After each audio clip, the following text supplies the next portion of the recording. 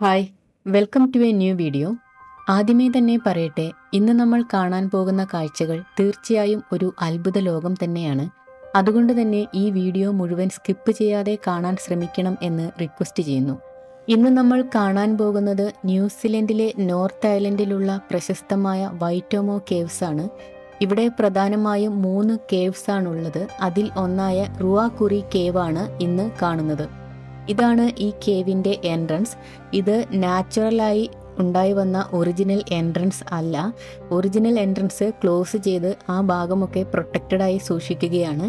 അതിനെ ചുറ്റിപ്പറ്റി ഒരുപാട് കഥകളുണ്ട്, അത് ഞാൻ മുൻപോട്ട് പറയാം. ഈ കേവിനുള്ളിലേക്ക് പ്രവേശിക്കാനുള്ള ഒരു സ്പൈറൽ വാക്ക്വേ ആണിത്.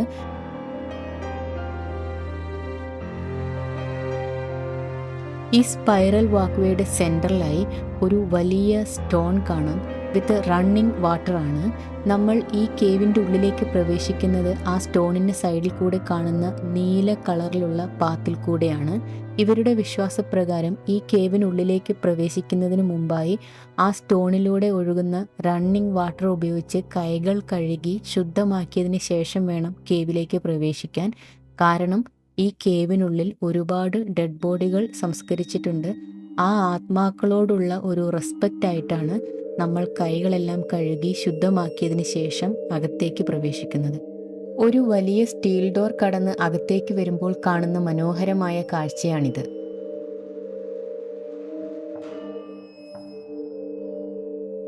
റുവാകുറി കേവ് എന്നാണ് ഈ കേവ് അറിയപ്പെടുന്നത്.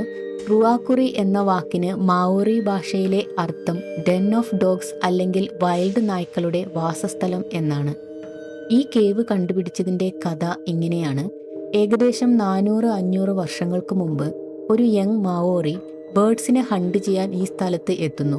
ഈ കേവിൻ്റെ എൻട്രൻസ് ഭാഗത്തുണ്ടായിരുന്ന വൈൽഡ് ഡോഗ്സ് അദ്ദേഹത്തെ ആക്രമിക്കുകയും അദ്ദേഹം ഹണ്ട് ചെയ്ത ബേർഡ്സിനെ കൈക്കലാക്കുകയും ചെയ്യുന്നു. പേടിച്ചോടിപ്പോയ അദ്ദേഹം പിന്നീട് കൂടുതൽ ആളുകളുമായി വന്ന് ആ വൈൽഡ് ഡോഗ്സിനെ ട്രാപ്പ് ചെയ്ത് പിടിക്കുകയും പിന്നീട് ഈ കേവിൻ്റെ പരിസരത്ത് താമസമാക്കുകയും ചെയ്യുന്നു. കേവിൻ്റെ പരിസരത്ത് താമസമാക്കിയ മാവോറികൾ ഈ കേവിനെ പിന്നീട് അവരുടെ ഡെഡ് ബോഡികൾ സംസ്കരിക്കാനുള്ള ഒരു ബെറിയൽ ഗ്രൗണ്ടായാണ് ഉപയോഗിച്ചത്. അതായത് ഡെഡ് ബോഡികൾ ഈ കേവിൻ്റെ എൻട്രൻസ് വഴി അകത്തേക്ക് ഇടുകയാണ് ചെയ്തിരുന്നത്. അതിന് കാരണമായി പറയുന്നത് ഭൂമിക്ക് അടിയിലേക്ക് വലിയ താഴ്ചയിൽ സ്ഥിതി ചെയ്യുന്ന ഈ കേവ് പാതാള ലോകത്തിലേക്കുള്ള ഒരു വാതിലായാണ് അവർ വിശ്വസിച്ചിരുന്നത്. ഹിസ്റ്റോറിക്കലി അടുത്ത കാലം വരെ മാവോറികൾ ഈ കേവിനുള്ളിലേക്ക് പ്രവേശിച്ചിരുന്നില്ല. അവരുടെ വിശ്വാസപ്രകാരം ഇത് മനുഷ്യർക്കുള്ള ഒരു കേവല്ല, പകരം മരിച്ചതിന് ശേഷം ആത്മാവിന് പാതാള ലോകത്തിലേക്ക് കടന്നു പോകുവാനുള്ള ഒരു വാക്ക്വേ ആണ് ഈ കേവ്. മാവോറി സമൂഹം വളരെ വിശുദ്ധമായി കണക്കാക്കുന്ന ഒരു സ്ഥലമാണിത്. അതുകൊണ്ട് തന്നെ അവർ പണ്ട് ഉപയോഗിച്ചിരുന്ന കേവിൻ്റെ ഒറിജിനൽ എൻട്രൻസ്, അതായത് ഡെഡ് ബോഡികൾ അകത്തേക്കിടാൻ ഉപയോഗിച്ചിരുന്ന ഒറിജിനൽ എൻട്രൻസ് ഇപ്പോൾ ക്ലോസ് ചെയ്തിരിക്കുകയാണ്. ആ ഭാഗമൊക്കെ വളരെ പ്രൊട്ടക്റ്റഡായ ഏരിയയായി സൂക്ഷിക്കുകയാണ്. അതിന് പകരമായിട്ടാണ് വിസിറ്റേഴ്സിന് എൻ്റർ ചെയ്യാനായിട്ട് ഒരു പുതിയ സ്പൈറൽ വാക്ക്വേ എൻട്രൻസ് ക്രിയേറ്റ് ചെയ്തിട്ടുള്ളത്. ഈ കേവിൻ്റെ ഉൾഭാഗം മുഴുവൻ മനോഹരമായ ലൈംസ്റ്റോൺ ക്രിയേഷൻസ് ആണ്, സ്റ്റാലക്ടൈറ്റ്സ് ആൻഡ് സ്റ്റാലഗ്മൈറ്റ്സ്. മുകളിൽ നിന്ന് അല്ലെങ്കിൽ സീലിംഗിൽ നിന്ന് താഴേക്ക് വളർന്നു വരുന്ന രൂപങ്ങളാണ് സ്റ്റാലക്ടൈറ്റ്സ്. താഴെ നിന്ന് അല്ലെങ്കിൽ ഗ്രൗണ്ടിൽ നിന്ന് മുകളിലേക്ക് വളർന്നു വരുന്ന രൂപങ്ങളാണ് സ്റ്റാലഗ്മൈറ്റ്സ്. ഇങ്ങനെയുള്ള ഈ ഫാന്റാസ്റ്റിക് ലൈംസ്റ്റോൺ ഫോർമേഷൻസ് ക്രിയേറ്റ് ചെയ്യാൻ മില്യൺസ് ഓഫ് ഇയേഴ്സ് ആണ് വേണ്ടിവരുന്നത്. എന്തുകൊണ്ടാണ് ഇങ്ങനെ ആയിരക്കണക്കിന് വർഷങ്ങൾ വേണ്ടിവരുന്നത് എന്ന് തിരിച്ചറിയാൻ നമുക്ക് ഈ ലൈംസ്റ്റോൺ ഫോർമേഷൻസിൻ്റെ കെമിസ്ട്രി ഒന്ന് നോക്കാം. ലൈംസ്റ്റോൺ എന്നത് പ്രധാനമായും കാൽസ്യം കാർബണേറ്റ് ആണ്. മഴവെള്ളം മണ്ണിലോ വായുവിലോ ഉള്ള കാർബൺ ഡയോക്സൈഡുമായി ചേർന്ന് ഒരു വീക്ക് ആസിഡായ കാർബോണിക് ആസിഡ് ഉണ്ടാക്കുന്നു. ഇങ്ങനെ അസിഡിക് സ്വഭാവം വന്ന മഴവെള്ളം പിന്നീട് ഏതെങ്കിലും ലൈംസ്റ്റോൺ റോക്കിനെ ടച്ച് ചെയ്ത് ഒഴുകുമ്പോൾ ഈ ലൈംസ്റ്റോൺ റോക്ക് ഉണ്ടാക്കിയിട്ടുള്ള കാൽസ്യം കാർബണേറ്റ് ഈ മഴവെള്ളത്തിലേക്ക് ലയിച്ചു ചേരുന്നു. അങ്ങനെ കാൽസ്യം കാർബണേറ്റ് ഡിസോൾവ് ചെയ്ത മഴവെള്ളം ഭൂമിക്കടിയിലൂടെ വാർന്നിറങ്ങി ഇതുപോലുള്ള കേവിൻ്റെ ഉള്ളിലേക്ക് പ്രവേശിക്കുമ്പോൾ കേവിൻ്റെ ഉള്ളിലെ ലോ പ്രഷർ കാരണം ഈ വെള്ളത്തിൽ നിന്ന് കാർബൺ ഡയോക്സൈഡ് നഷ്ടമാകുന്നു. ബാക്കി വരുന്ന കാൽസ്യം കാർബണേറ്റ് ക്രിസ്റ്റൽ ഫോമിൽ വീണ്ടും റീഡിപ്പോസിറ്റ് ചെയ്യുന്നു. അങ്ങനെ ഡെപ്പോസിറ്റ് ചെയ്യുന്ന കാൽസ്യം കാർബണേറ്റ് സോളിഡ് ക്രിസ്റ്റൽസ് ആണ് ഇതുപോലുള്ള ലൈംസ്റ്റോൺ ഫോർമേഷൻസ് ആയി ഈ കേവിന്റെ ഉൾഭാഗങ്ങളിൽ രൂപപ്പെടുന്നത്. മുകളിൽ നിന്ന് താഴേക്ക് ഡ്രിപ്പ് ചെയ്തു വരുന്ന വെള്ളത്തിൽ നിന്നാണ് മുകളിൽ നിന്ന് താഴേക്ക് വളർന്നു വരുന്ന രൂപങ്ങൾ ഉണ്ടാകുന്നത്. അതുകൊണ്ട് തന്നെ അങ്ങനെയുള്ള രൂപങ്ങൾക്ക് കൂർത്ത ഷാർപ്പ് എഡ്ജുകളായിരിക്കും. ചില സമയത്തൊക്കെ അങ്ങനെയുള്ള വെള്ളം താഴെ തറയിലേക്ക് വീഴാം. അങ്ങനെ വീഴുന്ന വെള്ളം ചിതറിത്തെറിച്ചാണ് വീഴുന്നത്. അങ്ങനെയുള്ള വെള്ളത്തിൽ നിന്നാണ് തറയിൽ നിന്ന് മുകളിലേക്ക് വളർന്നു വരുന്ന രൂപങ്ങൾ ഉണ്ടാകുന്നത്. അങ്ങനെയുള്ള രൂപങ്ങൾക്ക് അഗ്രഭാഗം പരന്നതായിരിക്കും. ചില സമയത്തൊക്കെ മുകളിൽ നിന്ന് താഴേക്കും താഴെ നിന്ന് മുകളിലേക്കും വളർന്നു വരുന്ന ഈ രണ്ട് രൂപങ്ങളും കൂടെ കൂടിച്ചേർന്ന് കൂട്ടിമുട്ടി ഒരു പില്ലർ ഫോമിലായി ഒരുമിച്ച് വളരും. ചില ഫോർമേഷൻസൊക്കെ കോറലിനെ പോലെയാണ് ഇരിക്കുന്നത്. അത് ഇവിടെ ലോക്കലി അറിയപ്പെടുന്നത് പോപ്കോൺ എന്നാണ്. ഇങ്ങനെ വളരെ ചെറിയ എമൗണ്ടിൽ കാൽസ്യം കാർബണേറ്റ് ഡെപ്പോസിറ്റ് ചെയ്ത് ഇങ്ങനെ ഫോർമേഷൻസ് ഉണ്ടാകുന്നത് കൊണ്ടാണ് ഈ ഫോർമേഷൻസ് ക്രിയേറ്റ് ചെയ്യാൻ മില്യൺസ് ഓഫ് ഇയേഴ്സ് വേണ്ടി വരുന്നു എന്ന് പറയുന്നത്. ഇത് 1.5 മണിക്കൂർ ദൈർഘ്യമുള്ള ഒരു അണ്ടർഗ്രൗണ്ട് വാക്കിംഗ് ടൂറാണ്. ന്യൂസിലൻഡിലെ തന്നെ ലോങ്ങസ്റ്റ് അണ്ടർഗ്രൗണ്ട് വാക്കിംഗ് ടൂറാണ്. ഭൂമിയുടെ സദേൺ ഹെമിസ്ഫിയറിൽ വീൽ ചെയർ ആക്സസിബിൾ ആയിട്ടുള്ള ഒരേ ഒരു കേവാണ് ഇതെന്നാണ് പറയുന്നത്. മാത്രമല്ല എൻ്റയർ വേൾഡിൽ തന്നെ വീൽ ചെയർ ആക്സസിബിളായ വളരെ ചുരുക്കം കേവുകളിൽ ഒന്നുകൂടിയാണ്. ഈ കേവിനുള്ളിലെ മുഴുവൻ വാക്ക്വേയിലും സോളാർ പവേർഡ് ലൈറ്റ്സ് ഫിക്സ് ചെയ്തിട്ടുണ്ട്. ഈ കേവിൻ്റെ ഉൾഭാഗം ഒരു ഡൈനാമിക് നാച്ചുറൽ എൻവയോൺമെൻ്റ് ആണ്. ഇതിനുള്ളിൽ ഗ്ലോ വേംസ് ഉണ്ട്, ലൈംസ്റ്റോൺ ഫോർമേഷൻസ് ഉണ്ട്, അണ്ടർഗ്രൗണ്ട് റിവേഴ്സ് ഉണ്ട്, ഹിഡൻ വാട്ടർഫോൾസ് ഉണ്ട്. ഈ അണ്ടർഗ്രൗണ്ട് റിവേഴ്സിൻ്റെയും ഹിഡൻ വാട്ടർഫോൾസിൻ്റെയും ശബ്ദം നമ്മൾക്ക് കേൾക്കാം. നമ്മൾക്ക് അവരെ കാണാൻ കഴിയില്ല. കാണാൻ കഴിയാതെ ശബ്ദം മാത്രം കേട്ടുകൊണ്ട് ഇങ്ങനെ നടക്കുമ്പോൾ നമ്മൾ വേറെ ഏതോ ഒരു ലോകത്ത് എത്തിയൊരു അനുഭവമാണ്. ഈ റുവാക്കുറി കേവിൻ്റെ ചരിത്രം പറയുകയാണെങ്കിൽ ഇത് ആദ്യമായി വിസിറ്റേഴ്സിന് ഓപ്പൺ ചെയ്തു കൊടുത്തത് 1904 ബൈ ഹോൾഡൻ ഫാമിലി. ഈ കേവ് സ്ഥിതി ചെയ്യുന്ന ലാൻഡും അതിനു ചുറ്റുമുള്ള ഒരുപാട് ഭൂപ്രദേശങ്ങളും ഹോൾഡൻ ഫാമിലിയുടെ കൈവശമായിരുന്നു. പക്ഷേ പിന്നീട് ന്യൂസിലൻഡ് ഗവൺമെൻറ് ഈ കേവിൻ്റെ ഓണർഷിപ്പ് ക്ലെയിം ചെയ്യുകയും പിന്നീടുള്ള ടൂറും മറ്റു കാര്യങ്ങളും ന്യൂസിലൻഡ് ഗവൺമെൻറ്റിൻ്റെ കൺട്രോളിലായിരുന്നു. പിന്നീട് 1988 ന്യൂസിലൻഡ് ഗവൺമെൻറ്റും ഹോൾഡൻ ഫാമിലിയും ഈ കേവിൻ്റെ പേരിൽ ഒരു ലീഗൽ ആൻഡ് ഫിനാൻഷ്യൽ ഡിസ്പ്യൂട്ട് ഉണ്ടാകുകയും ഈ കേവ് അനിശ്ചിതകാലത്തേക്ക് അടച്ചിടുകയും ചെയ്തു. വർഷങ്ങൾക്ക് ശേഷം ഇവർ തമ്മിലുള്ള പ്രശ്നം സോൾവ് ചെയ്തതിന് ശേഷം 2005 ഈ കേവ് വീണ്ടും ടൂറിനായി പബ്ലിക്കിന് ഓപ്പൺ ചെയ്തു കൊടുത്തത്. ഈ കേവ് വീണ്ടും ഹോൾഡൻ ഫാമിലിയുടെ കയ്യിലേക്ക് തന്നെ തിരിച്ചെത്തി. ഈ കേവിൻ്റെ ഉൾഭാഗത്തെ പല ഭാഗങ്ങളും പല പേരിലാണ് അറിയപ്പെടുന്നത്. Like Holden's cavern, drum passage, പ്രിട്ടീസ്, ദ ഗോസ്റ്റ് പാസേജ് അല്ലെങ്കിൽ ഗോസ്റ്റ് വാക്ക്, അങ്ങനെ പല പേരുകൾ. അതിൽ പ്രശസ്തമായതാണ് ഗോസ്റ്റ് പാസേജ്.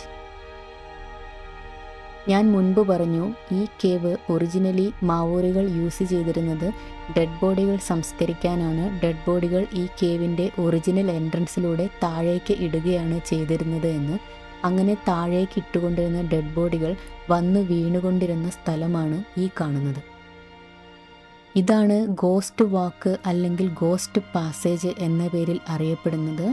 ഇത് പ്രൊഹിബിറ്റഡ് റെസ്ട്രിക്റ്റഡ് ഏരിയ ആണ്. അങ്ങോട്ട് വിസിറ്റേഴ്സിന് പ്രവേശനമില്ല. എന്തെങ്കിലും കാരണം കൊണ്ട് അങ്ങോട്ട് ക്രോസ് ചെയ്തു പോയാൽ ഇമ്മീഡിയറ്റ് ഫൈൻ $10,000 ആണ്. ഈ കേവിൻ്റെ ഉൾഭാഗം വളരെ തണുത്ത ഒരു അറ്റ്മോസ്ഫിയറാണ്.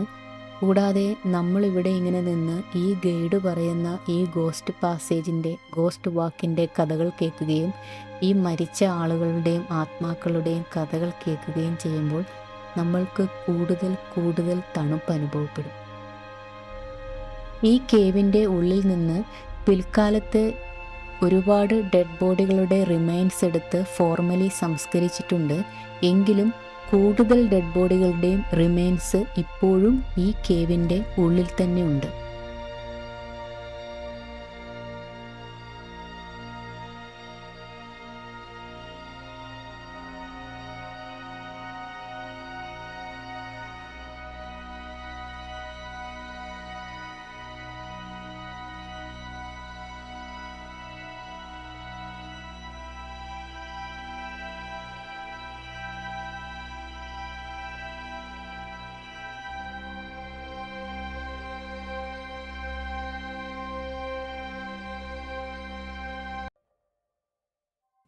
നമ്മൾ നടക്കുന്ന ഈ വാക്ക്വേ ഭൂമിയുടെ പ്രതലത്തിൽ നിന്ന് 65 മീറ്റർ ഉൾഭാഗത്തേക്ക് അടിയിലേക്കാണ്.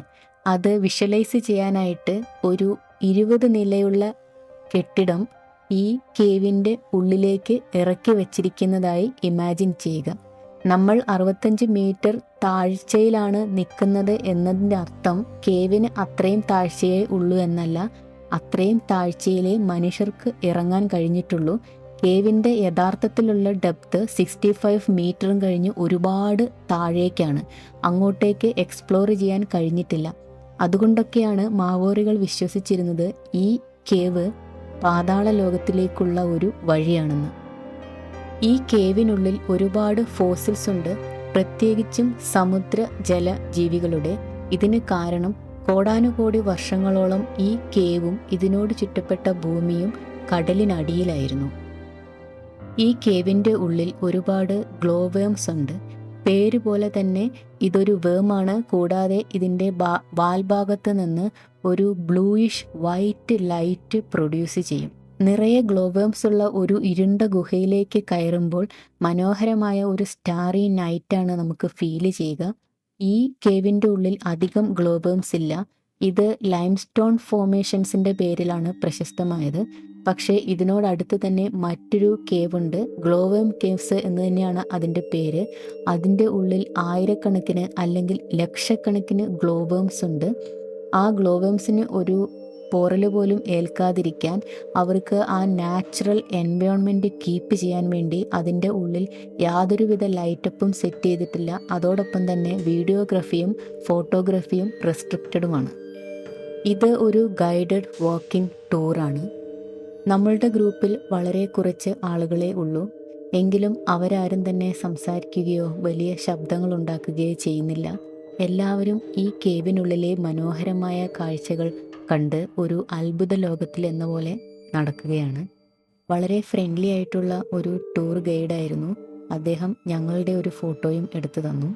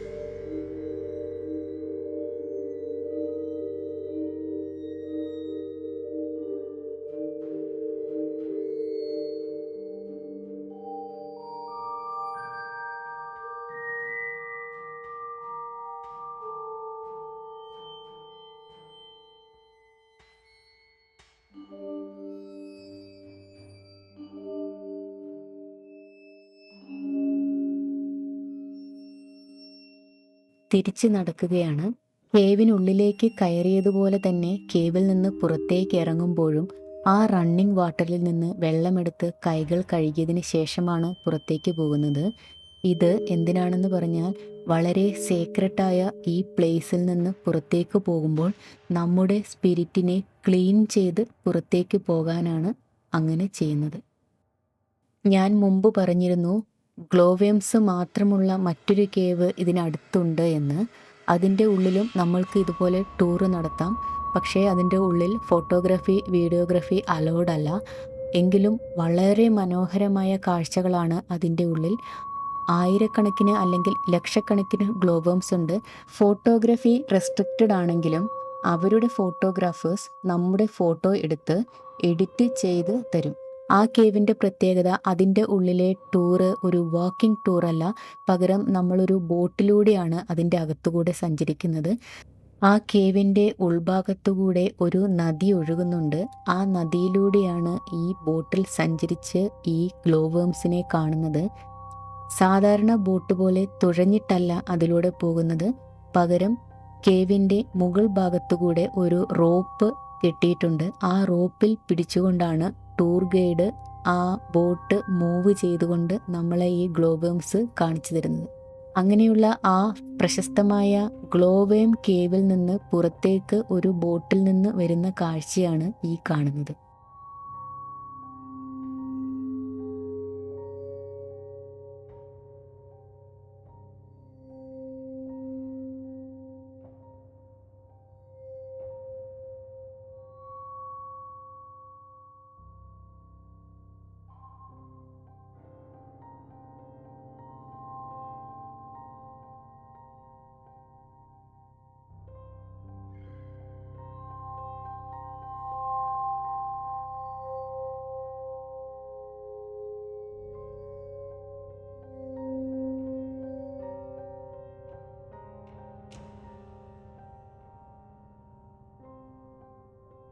നമ്മുടെ പിന്നാലെ ഉണ്ടായിരുന്ന മറ്റൊരു ബോട്ട് പുറത്തേക്ക് വരുന്നു. ഇതൊക്കെയായിരുന്നു ഇന്നത്തെ റുവാക്കുറി കേവിനകത്തെ കാഴ്ചകളും കഥകളും. നിങ്ങൾക്ക് ഈ കാഴ്ചകളും കഥകളും ഇഷ്ടപ്പെട്ടു എന്ന് വിശ്വസിക്കുന്നു. ഇഷ്ടപ്പെട്ടെങ്കിൽ നമ്മുടെ ഈ കിയ ഓറ കേരള എന്ന ഈ യൂട്യൂബ് ചാനൽ സബ്സ്ക്രൈബ് ചെയ്യണം എന്ന് റിക്വസ്റ്റ് ചെയ്യുന്നു. വീഡിയോ ഇഷ്ടപ്പെട്ടാൽ കമൻറ്റ് ചെയ്യാനും ലൈക്ക് ചെയ്യാനും ഷെയർ ചെയ്യാനും ശ്രമിക്കണം. വീണ്ടും മറ്റൊരു മനോഹര വീഡിയോയുമായി കാണാം. Thank you very much. Bye bye.